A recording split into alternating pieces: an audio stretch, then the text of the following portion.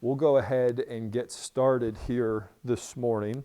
But as we typically do when we start off by reviewing our core values. And we like to start out with Jesus' core value. And Jesus' core value was that he always valued people. Jesus valued people. And at Cochrane Community Church, wait, I did something way wrong here. Where did 9 come from? At Cochrane Community Church, we have 8 core values. And those core values are Bible, prayer, worship, community, service, relevancy, outreach, and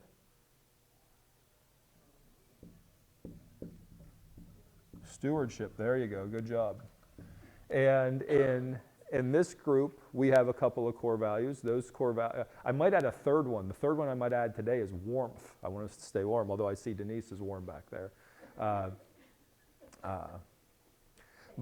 Well, I just noticed. I was like, I saw you fanning yourself, and I was like, oh my goodness. So anyway, but here we have within this group we have 2 core values. Those core values are timeliness and growth. And that's going to be our focus here for the next few weeks.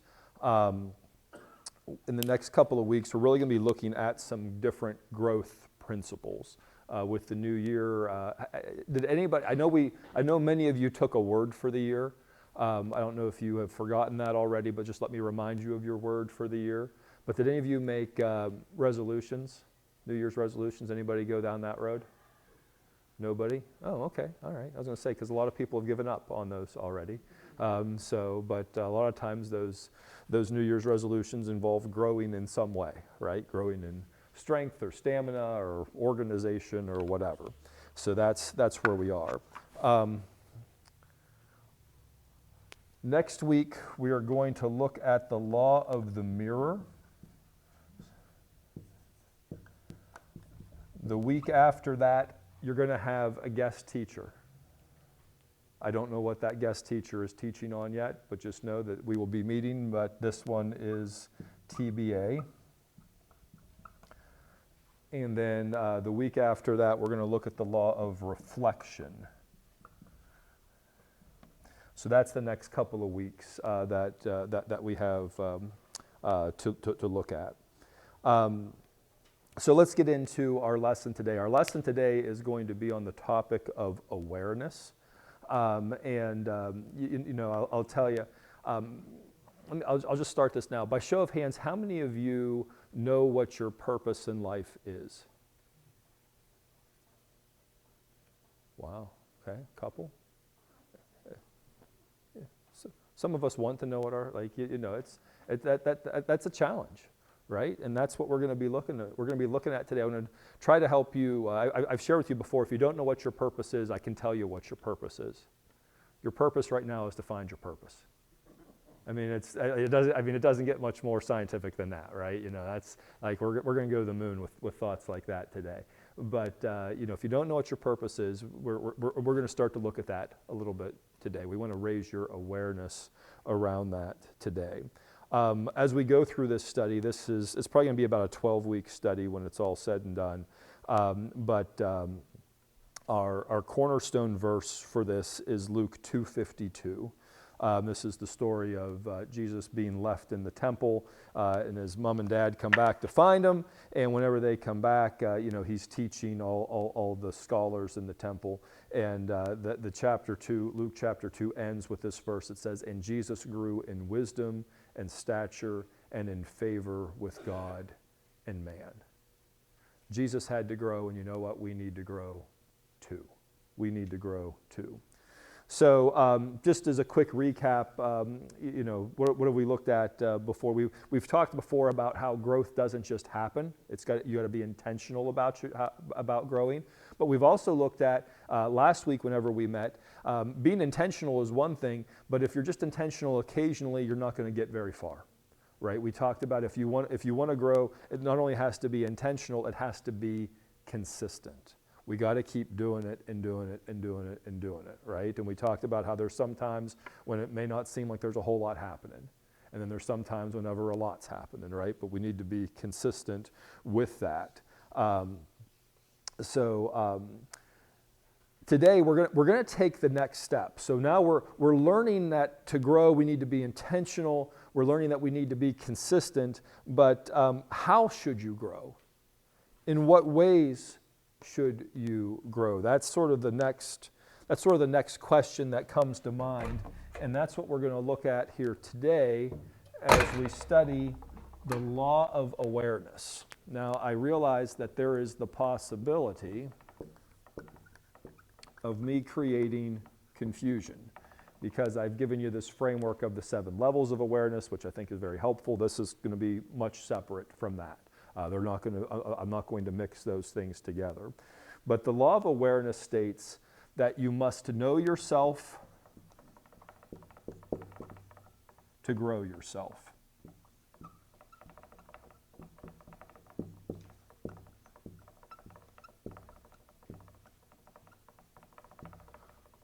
You must know yourself to grow yourself.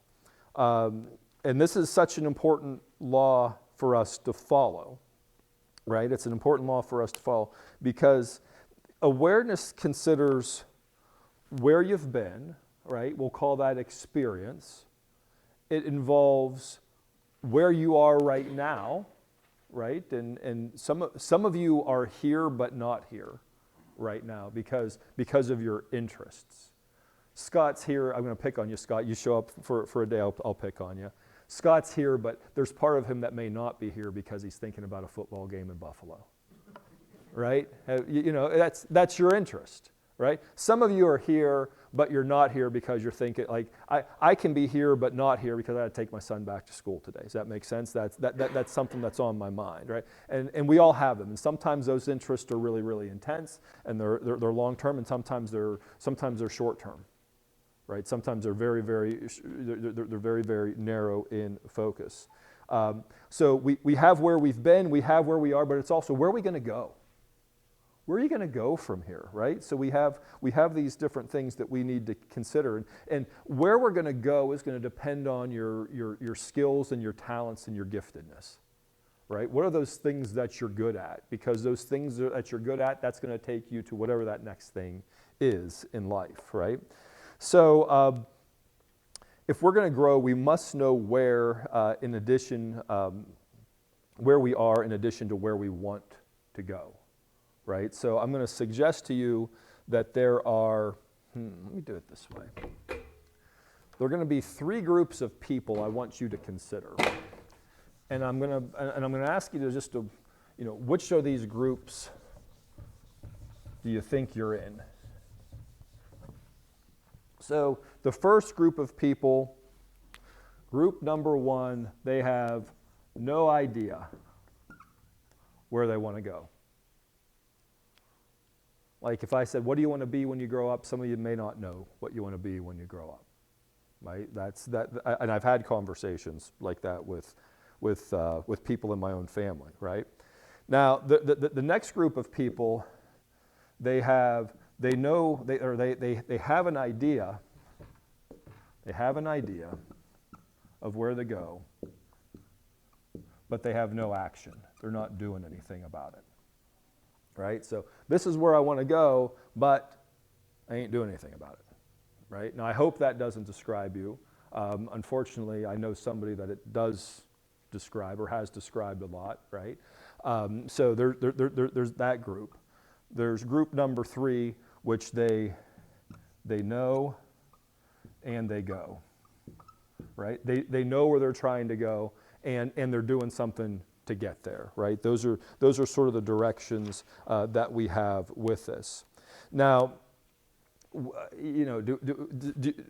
you know somebody? This isn't you. We're not going to talk about you for a second.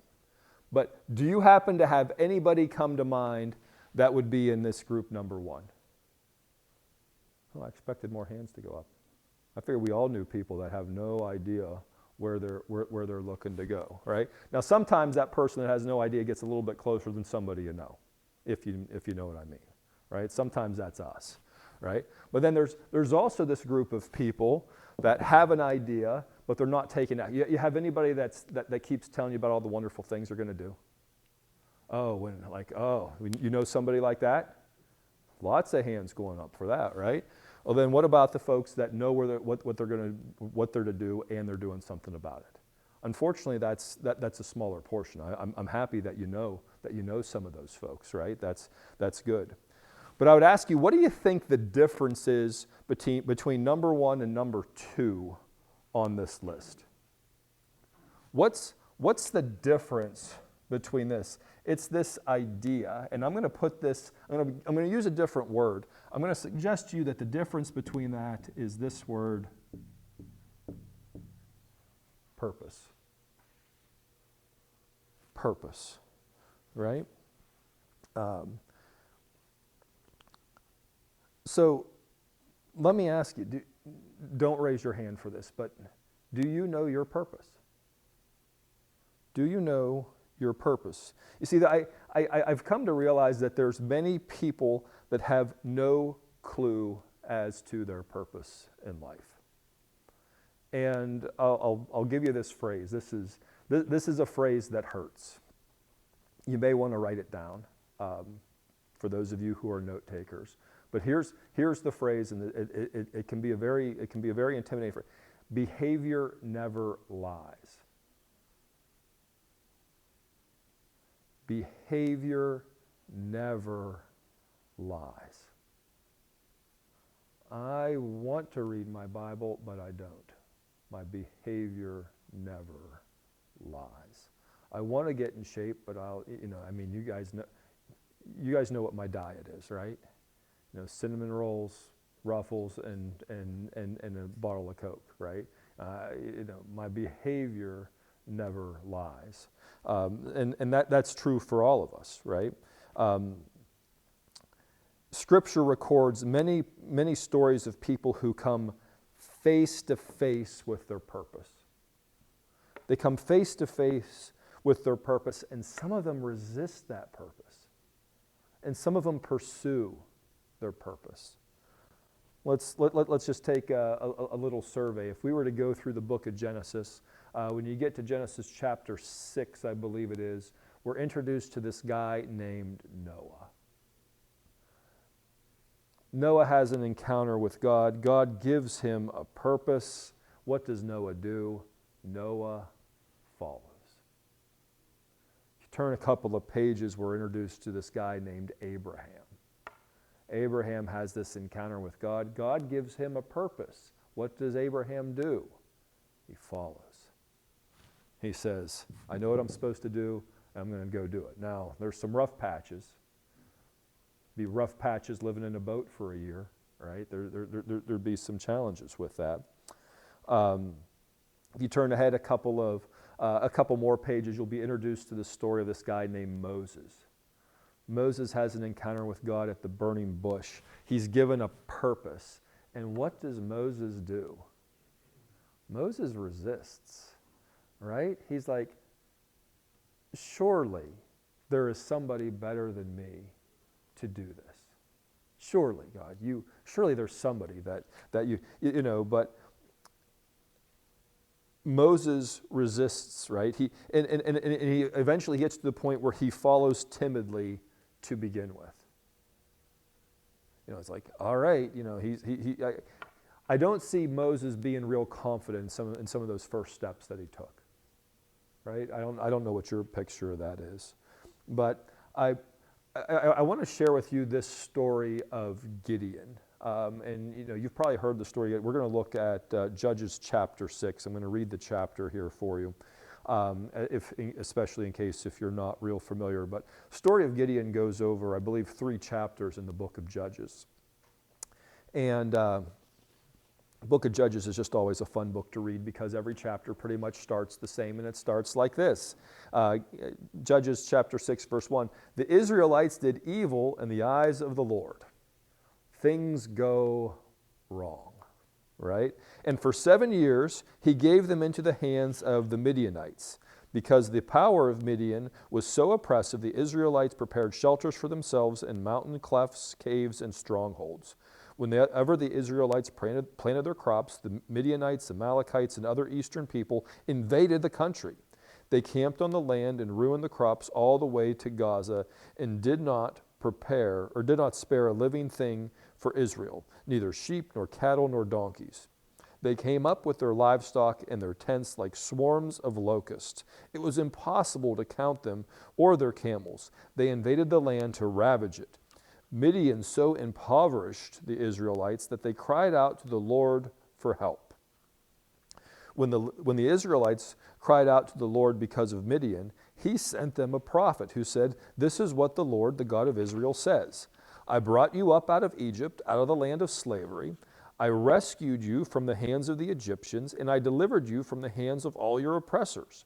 I drove them out before you and gave you their land. I said to you, I am the Lord your God. Do not worship the gods of the Amorites in whose land you live. But you have not listened to me." The angel of the Lord came and sat down under the oak of Ophrah that belonged to Joash this is a good one, Abezerite? So it's something like that, where his son Gideon was threshing wheat in a winepress to keep it from the Midianites. When the angel of the Lord appeared to Gideon, he said, "The Lord is with you, mighty warrior." Now just put yourself in that situation. The angel of the Lord shows up to you and greets you as mighty warrior. What would your response be? Right? Gideon's response, verse 13, "Pardon me, my Lord, but if the Lord is with us, why has all this happened to us? Where are all his wonders that our ancestors told us about when they said, 'Did not the Lord bring us up out of Egypt?' But now the Lord has abandoned us and given us into the hand of Midian." The Lord turned to him and said, Go in the strength you have and save Israel out of Midian's hand. Am I not sending you?" "Pardon me, my Lord," Gideon replied, "but how can I save Israel? My clan is the weakest in Manasseh, and I am the least in my family." The Lord answered, "I will be with you, and you will strike down all the Midianites, leaving none alive." I mean, essentially what we have here is Gideon had no idea. Now he's been given an idea. He's been given a purpose, and this is the struggle that he is going through in this story. Verse 17, Gideon replied, "If now I have found favor in your eyes, give me a sign that it is really you talking to me. Please do not go away until I come back and bring my offering and set it before you." And the Lord said, "I will wait until your return." Gideon went outside, prepared a young goat, and from an ephah of flour he made bread without yeast. Putting the meat in a basket and its broth in a pot, he brought them out and offered them to him under the yoke. The angel of God said to him, "Take the meat and the unleavened bread, place them on this rock, and pour out the broth." And Gideon did so. Then the angel of the Lord touched the meat and the unleavened bread with the tip of the staff that was in his hand. Fire flared from the rock, consuming the meat and bread, and the angel of the Lord disappeared. When Gideon realized that it was the angel of the Lord, he exclaimed, "Alas, sovereign Lord, I have seen the angel of the Lord face to face." But the Lord said to him, "Peace, do not be afraid. You are not going to die." So Gideon built an altar to the Lord and called it, "The Lord is Peace." To this day it stands in Ophrah of the Abezerites. That same night the Lord said to him, "Take the second bull from your father's herd, the one 7 years old, tear down your father's altar to Baal and cut down the Asherah pole beside it. Then build a proper kind of altar to the Lord your God on top of this height. Using the wood of the Asherah pole that you cut down, offer the second bull as a burnt offering." So Gideon took 10 of his servants and did all the Lord told him. But because he was afraid of his family and the townspeople, he did it at night rather than in the daytime. In the morning, when the people of the town got up, there was Baal's altar demolished, and the Asherah pole beside it cut down, and the second bull sacrificed on the newly built altar. They asked each other, "Who did this?" When they carefully investigated, they were told, "Gideon, son of Joash, did it." The people of the town demanded of Joash, "Bring out your son. He must die, because he has broken down Baal's altar and cut down the Asherah pole beside it."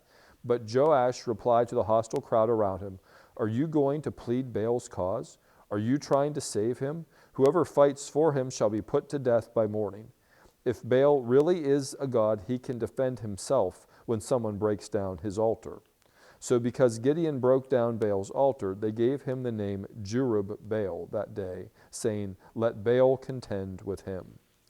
Now all the Midianites, Amalekites, and other eastern people joined forces and crossed over the Jordan and camped in the valley of Jezreel.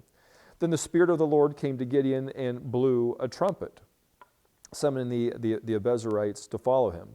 He sent messengers through Manasseh, calling them to arms, and also into Asher, Zebulun, and Naphtali. So they too went up to meet him. Gideon said to God, "If you will save Israel by my hand, as you have promised, look, I will place a wool fleece on the threshing floor.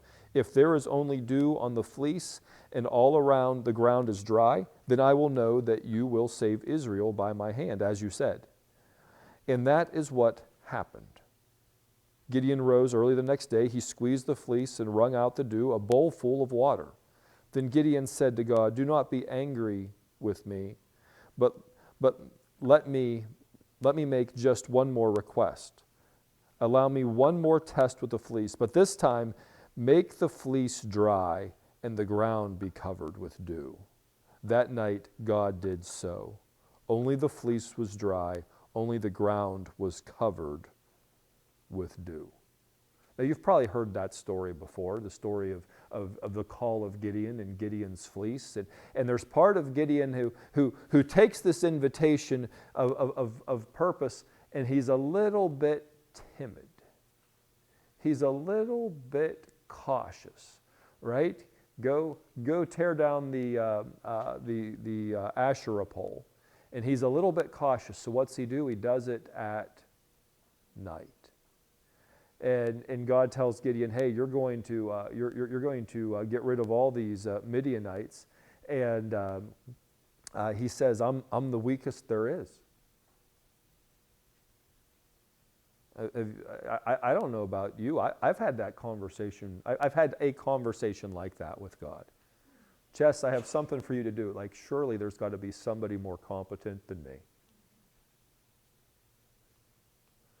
And he said, "Go in the strength that you have." Isn't that interesting? Go in the strength that you have, Gideon. And now there's this war party showing up that's going to make trouble for Israel. And now, what's Gideon have? He's not quite there. God, I need a little assurance. I need the fleece, right? And he does this fleece. Gideon's initial reluctance and self-doubt transform as he becomes aware of his potential and his purpose through God's calling. And ultimately, it'll lead Israel to victory.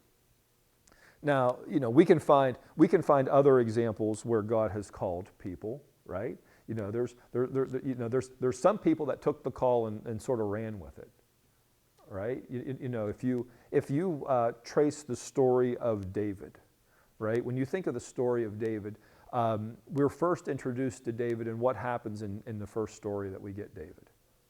He's anointed. And then you turn the page and he fights a giant. So David has no idea. He's given a purpose to become king. And now what happens? a giant shows up. How does he handle that? He's all in, right? He's all in. He goes for it. Like, he shows up there and he's like, what is it? Why is this a problem? Right? You're familiar with that with that story. But David also has this zeal, right? And he's become king, and the borders of Israel are expanding, and he's like, you know what? The next thing I want to do is, he said, I want to build the temple. I want to build the temple. But, he's pulled back from that. He's pulled back from that. 1 Kings chapter 8, verses 17, 18, and 19, we get this little story. It said, my father David had in his heart to build a temple for the name for the name of the Lord, the God of Israel. But the Lord said to my father David, you did well to have it in your heart to build a temple for my name. Nevertheless, you are not the one to build the temple, but your son, your own flesh and blood. He is the one who will build the temple for my name. So what we see here is that you can have the interest to grow, but sometimes you can have the interest to grow in a direction that's not within your purpose. That's what, like, David was like, he was going. Let me go do this. Let me go do this. You know what? It's not right for God to be in this tabernacle. He needs to have a temple. That was where David was, right? But God says, no. You're a man of war. It's going to be your son that's going to be this man that's going to be the temple. David wanted to build the temple, but he was told, no, your son will do this. Now, we can see through these stories, we find people, whether you want to look at Noah or Moses or Gideon or David or Abraham, whoever you want to look at, we see people who grow in their awareness of what God would have them do. Now, I came across this quote that I want to read for you, and I want you, it's a trick question. I'll tell you right now, it's a trick question, because I'm going to ask you, when do you think this quote was written? Or when this quote was written. So it goes like this. We live in an age disturbed, confused, bewildered, afraid of its own forces, in search not merely of its road, but even of its direction. There are many voices of counsel, but few voices of vision. There is much excitement and feverish activities, but little concert of purposeful thought. We are distressed by our ungoverned, undirected energies and do many things, but nothing long. It is our duty to find ourselves. If I told you that was written in 2023, would you believe that? Would that describe the people in 2023? What if I told you it was written in 2015? You think it described the people in 2015? Yeah. What if I said we got to go back a little bit further? What if this was something that was written in 1985? You think that's the way people thought in 1985? Yeah. This is a quote that actually dates back to 1907. In 1907, there was somebody who looked around and he said, we live in an age disturbed, confused, bewildered, afraid of its own forces, and search not merely of its road, but even its direction. There were directionless people in 1907. For those of you that are interested, this is a quote from Woodrow Wilson in 1907. So over the last couple of weeks, if you haven't noticed, I've been trying to keep you more involved by raising your hand. Like it's brain surgery. That's what I do here, right? But it's something, especially when it's real warm in here and you might get a little bit sleepy. I said, you know what? I'll try to keep you engaged by asking you to raise your hand. And one of the questions I've asked a few times over the last few weeks is how many of you have more potential than you're using? We all do. Right? We all recognize this is where we are, but this is where we could be. Right? We see that. We see that all the time, right? And what we need to do is we need to be working on how do we grow in our purpose towards our potential, right? As you grow in your purpose towards your potential, you know what's going to happen? As if this is your potential and this is where you are, and if you're doing this in your purpose, what happens as you get here? Your potential will continue to increase. It's an amazing thing. I would encourage you, and I want to encourage those of you that have a digital Bible on your phone or on your tablet where you're at, I want you to look this up, Proverbs 18:16. Now, I typically go NIV, but we're going to do NIV, and then we're also going to do another translation here this morning. But Proverbs 18:16 reads, "A gift opens the way and ushers the giver into the presence of the great." A gift opens the way and ushers the giver into the presence of the great. Now that's the NIV. I want to encourage you to look at New King James. For those of you that can flip over. The New King James translates this verse just a little bit better. It says, "A man's gift makes room for him and brings him before great men." Your gifts will make room. Your gifts, when you're working in your gifts, when you're working in your purpose and you're starting to do those things, it makes more room. It will bring you in contact with and when you look at this, the great, I don't want you to think, I don't want you to think that this is necessarily great people, but it might be great opportunity. Great opportunity to impact, to impact people in your community all around you. Now, as I already shared with you this morning, if you do not know what your purpose is this morning, your purpose right now is to find your purpose. And to do that, this is not necessarily rocket science. We need to start and go through a process to figure out how do we find our purpose.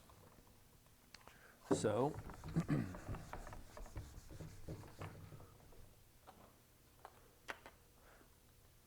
let's go through a process for this. First thing we want to do, we have to ask ourselves a question, and the question is this: do you like what you're doing now? Do you like now? That's my simple way of saying it, all right? Because I'm going to tell you right now, this is the reality, and many of us know this, that there are many people right now that not only dislike what they're doing now, but they would actually take it a couple steps further and say that they hate doing what they're doing now. Now, I hope that's not you, but maybe you have somebody that you work with that is that miserable, that every day they go to work, they die a little bit, right? We're familiar with this. Now, what these people are doing, whenever they're in a situation like that, when they're not in a place that they like now, I'm going to suggest to you that they are not in their purpose. They are not in their purpose. So we have to say, do we like what we're doing now? The next question we need to say is, what would we like to do? What to do? All right, what is it that you want to do? Because there's a connection between what you're passionate about, what you're interested in, and reaching your potential. Those are not disassociated things. Your purpose will absolutely involve things that you will enjoy doing. And that passion, what it's going to do is it's going to give you energy, right? It's going to give you that energy to keep going. Your passion is going to drive you to do things in an excellent way, right? Note I have here is that you will never fulfill your destiny and reach your potential doing work you despise. That's sort of obvious, but sometimes you need to hear the obvious for that to sink in. I would tell you this: passionate people are all in.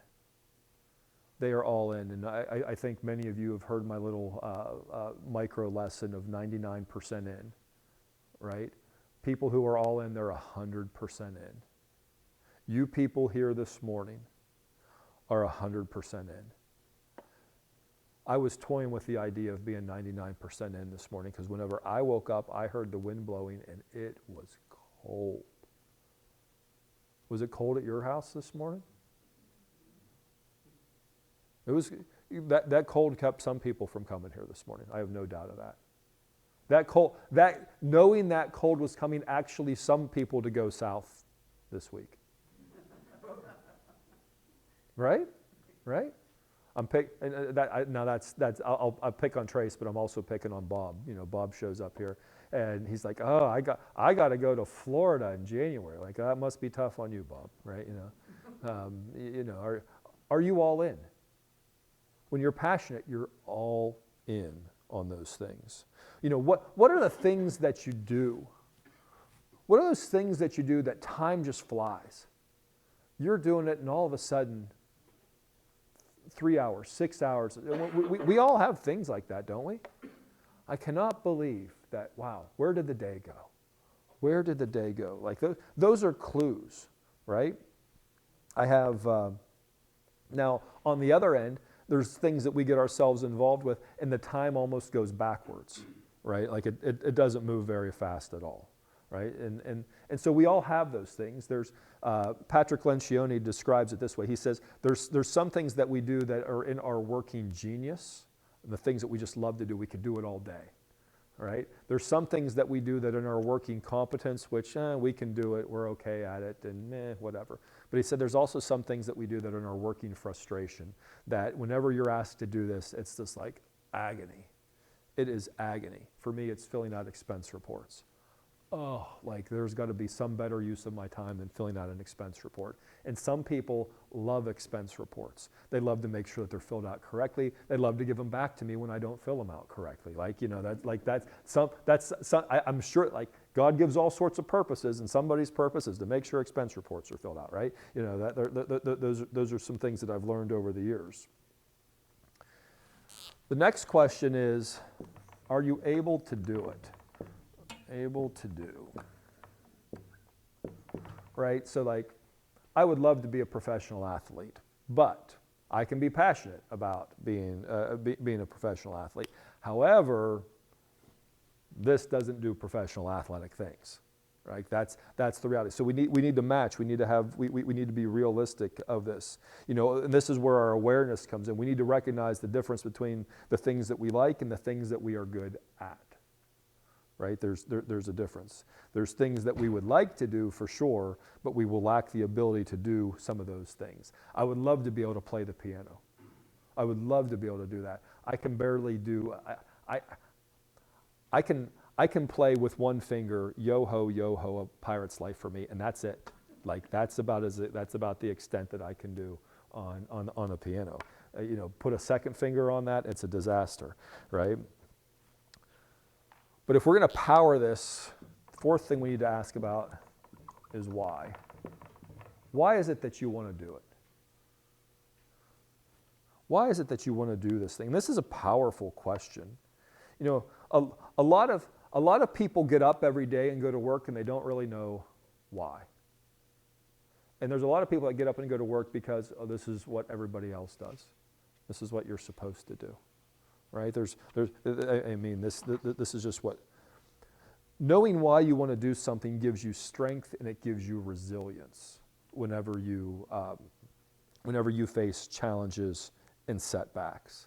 And if you think of the story of Gideon, right? You know, he's going to face some challenges and setbacks.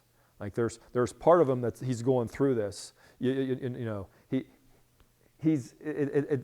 text says that he is threshing wheat in the winepress. He's doing something undercover, right? He's doing something, he's trying to hide so that people don't see what he's doing because like that's how bad it is. And you know what? He didn't like where he was. He didn't like that.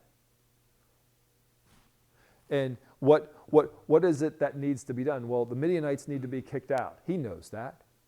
God comes to him, says, hey, you're gonna kick the Gideonites out, or the Midianites out, the Gideonites, where'd that come from? And he said, I don't know that I'm able to do it. And God says, I got you. And he's like, are you sure? Are you, what? You know, now the story's going to go on and God's going to say, hey, you need to get some soldiers to do this. And I'm not going to read this story. We don't have the time. But if you go through Judges chapter 7, what you'll find is that God says, raise up an army, and he gets an army, and he says, you got too many people. Think about that. What sense does that make? I have big work for you to do, but you know what? You've got too much help. How many of us have ever looked around and said, man, we've got too much help here? Like, it just doesn't happen, right? But that's what God, he says, too much help. And then I think there was a second cut, like, oh, you still got too many, got to get rid of them. And how's he keep doing?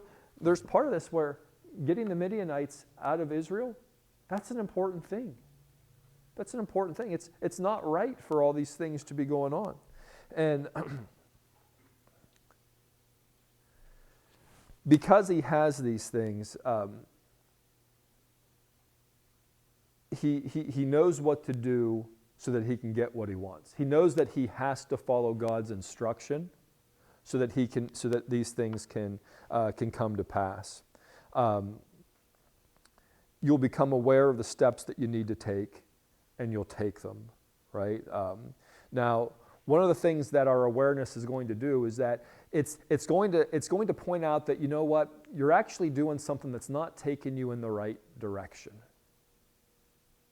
So, like, my awareness may be that, hey, I want to lose a couple of pounds, and you know what that means? That means I need to give up the cinnamon rolls. Like, that's an awareness that I have to come into. I need to come into an agreement with, right? You can't change direction if you're not aware of the direction that you're going, if you're going the wrong way. Has anybody ever seen the movie Planes, Trains, and Automobiles? Like, this is sort of a Thanksgiving tradition in my household, and it's just one disaster after another. And there's one point, and I don't remember what the names of the characters are, but John Candy's character is driving the car, and Steve Martin's in the passenger seat, and somehow they're on the wrong side of the highway, right? And they're driving down, and it's a 4-lane highway, so there's 2 lanes going this way, there's 2 lanes coming this way, and they're on the wrong way. They're going down this, and this other car comes up, and they're aware, right? They can say, you're going the wrong direction. And they're beeping and honking at them and saying, hey, you guys are in trouble. And they're over here, and why does that seem fun? It's because they're unaware. They're oblivious to the disaster that's coming their way. Now, and then I think 2 semi-trucks come up, the car takes a beating. There's all these things that go on here. But this can happen to us. Can it not? Have you ever seen somebody going the wrong way? And if it's possible for you to see somebody going the wrong way, isn't it possible for somebody else to see you going the wrong way? Isn't that at least possible? There's an invitation there for us, right? That we need to be aware of what's going on. Because while in the movie that can be funny, people going in the wrong direction and disaster coming upon them, in real life there's nothing funny about that at all. We have a separate word for it. The word we have for that is called tragedy. Right? That's what happens. So it's one thing to know the next step to take, and it's another thing to take it. Because I'll tell you this, the first step is rarely all it takes for you to achieve that objective, right? It's multiple steps that you have to go through. It's that consistency that we talked about last week that we need to be going. And it's also going to require creativity to get over some of the challenges that we face. And that's where I think the story of Gideon is such an interesting illustration of this. Because how do you get rid of all these Midianites with this super tiny army? And God says, horns and torches. Right? Like, that's pretty creative. Like, you could give me a long time. I would be like, you know what? We're going into battle. How many swords do we need? None. How many horns we're going to need a few horns. Like, that wouldn't cross my, like, that takes some creativity to do that. But it also takes some obedience to take those steps into that direction. So as you know, that's the lesson that we get from Gideon. As he becomes aware of his calling and faces the various tasks and challenges and setbacks, he keeps taking those steps forward. He keeps moving in that direction. So I want to come back to a place where we started this morning, because I've shared this with this group before, but I think we have enough people in this class now that you may not have seen this. There are, I call it 4 levels of competency. So there's times when you don't know what you don't know. Have you ever been there?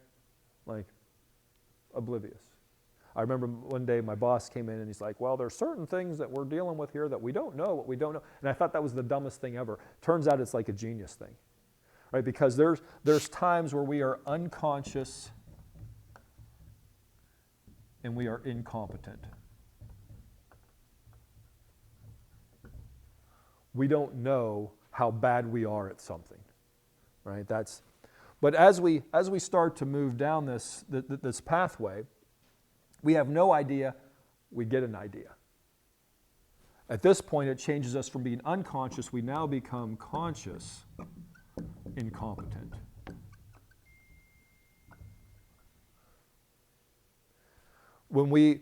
Now we know what we don't know, right? We know that this is an area that we need to get better. And now you know, this is now we have some purpose to go do something. But we need to take the action, or else we'll never become competent. So the next step here is that we become conscious and we start working on those things. And if we work on those things long enough, we become competent. We become good at it. I'm going to tell you what, if you stay in that place, if you keep working on those things, you actually get to the point where this stuff becomes automatic. And at that point, you actually become unconscious, competent.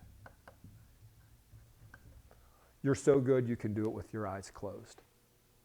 Think about this with the piano player. There might be a time that somebody didn't even know that a piano exists, but they find out that a piano exists and it can make beautiful music. And they say it can make beautiful music, but I can't. I can't do that yet. And so what happens is they start that practice. And they practice and they practice and they practice, and they get to the point where they can play a few songs. Right? And they keep practicing. And they get to the point that they don't need music. They get to the point where they don't even have to have their eyes opened. And I'm going to tell you, if it can happen with the music, or if it can happen with an instrument, it can happen in other parts of our lives as well. It can happen with your relationship with God. It can happen with your relationships with others. There's not, I am hard pressed to find a limit, but that requires that we work on that. And we need to be aware of where we are. We need to be able to assess those things. We need to be able to make those changes and corrections to continue to move in those directions.